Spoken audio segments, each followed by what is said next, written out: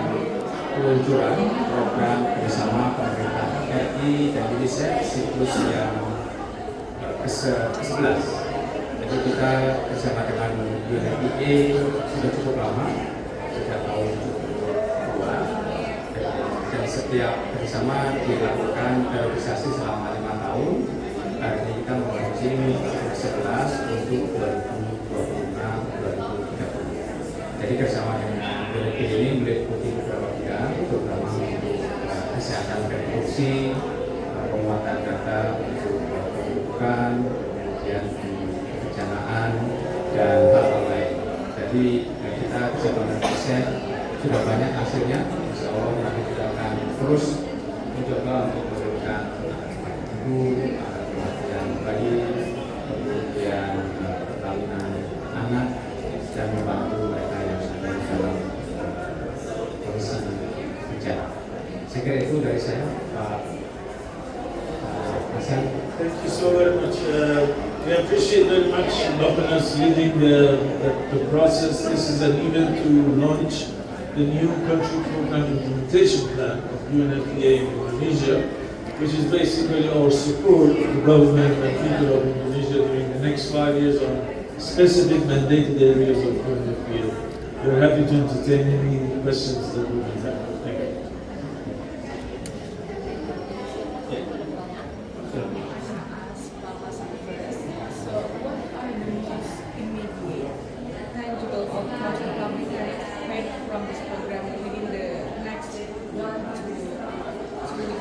If I highlight, I mentioned about 4 areas that we've been working in Indonesia for the next 5 years, but if I want to highlight 2 of them, I will highlight 2, which is basically reducing maternal mortality, or support to the government in terms of reduction of maternal mortality. Maternal mortality is death of the mother because of pregnancy.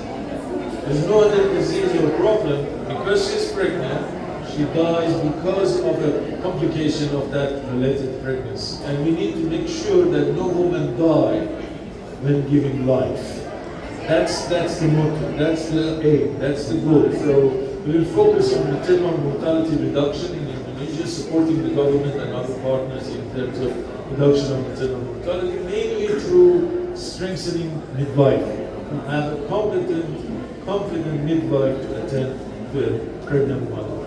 The second point that I can highlight is our support to the government and other partners in terms of analyzing the population trends, demographic trends in Indonesia, how the population is evolving, what are the fertility trends, how are the aging society may approach Indonesia or not.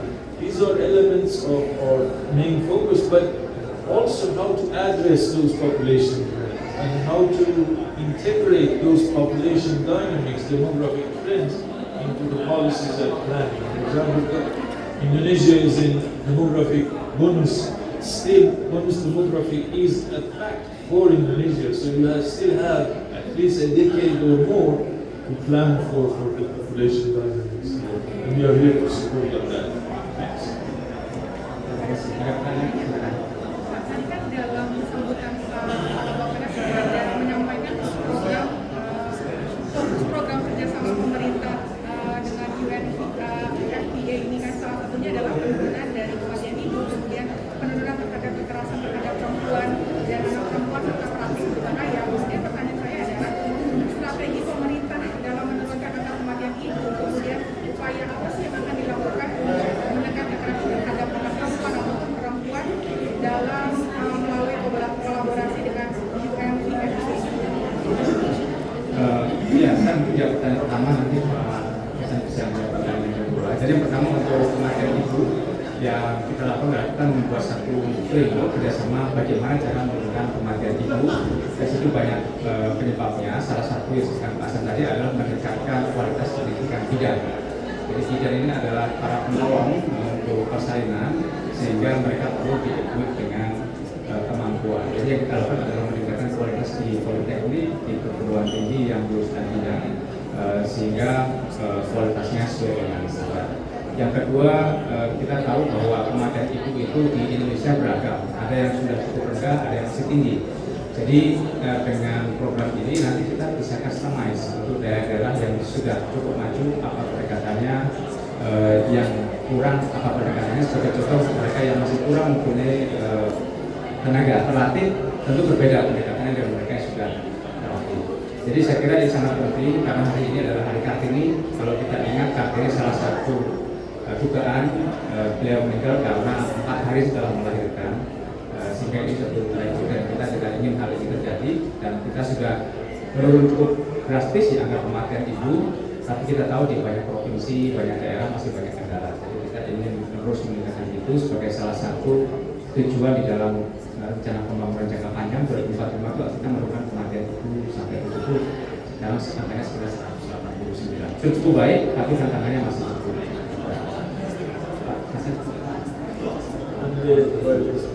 Yes, violence against women is a global phenomenon.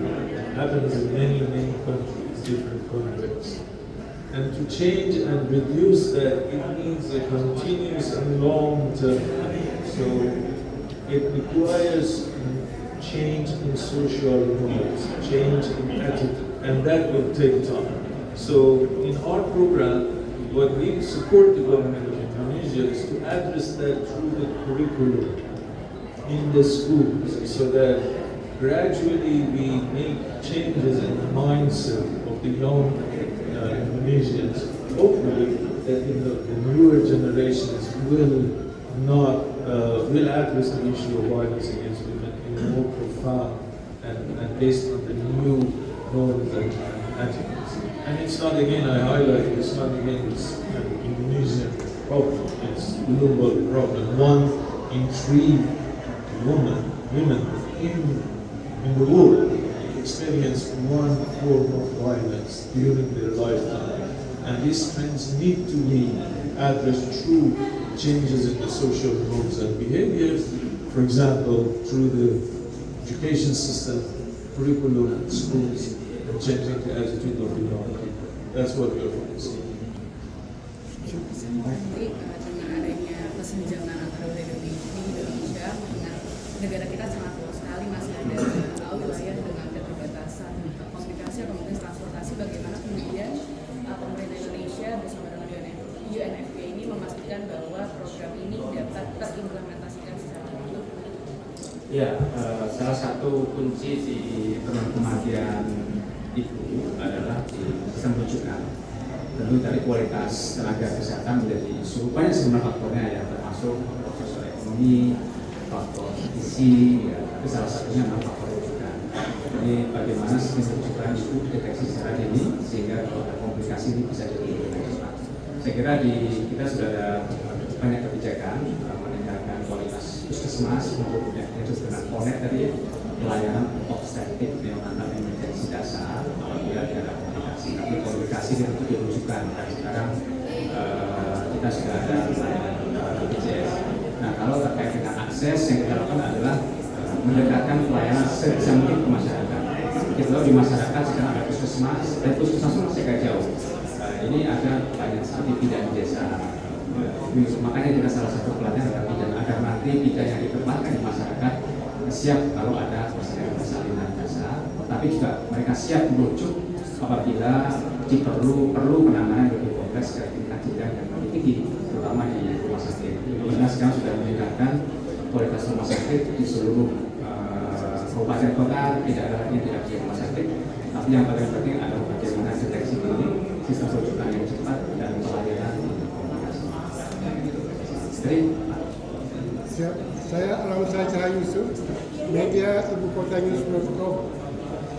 Pertanyaan pertama, dari semua yang diberikan apresiasi tadi, apakah ada koreksi untuk peningkatan kerjasama berikutnya di tahun ini?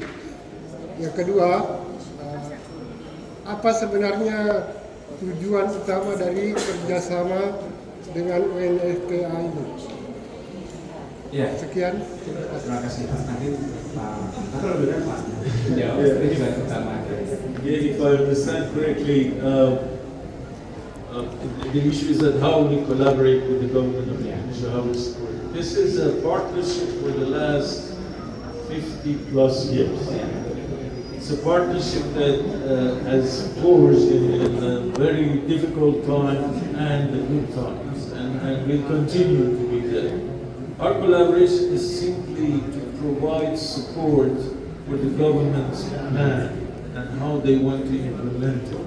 UNFPA is a catalyst, UN system in general. Our role is to provide support to the government and people of any country to make sure that they achieve their own goals and aspirations. And Indonesia has RBGMN, has a vision for 2045. So based on those visions and plans, we align ourselves with what the government need is. I give you one example. For example, government of Indonesia, I mentioned in my speech, statistics, BPS, they want to implement the register-based census in 2030. That's their aim, what the director to a deputy told me. So if that's the aim, we can facilitate the government of Indonesia ambition to implement such a good exercise of census, with providing them, if they need technical support, if they need exchange with other countries who have done this type of census experience, or other elements that are needed for implementation of such a very bold ambition and exercise that the government of Indonesia is about to embark on for the next 5 years. Thanks.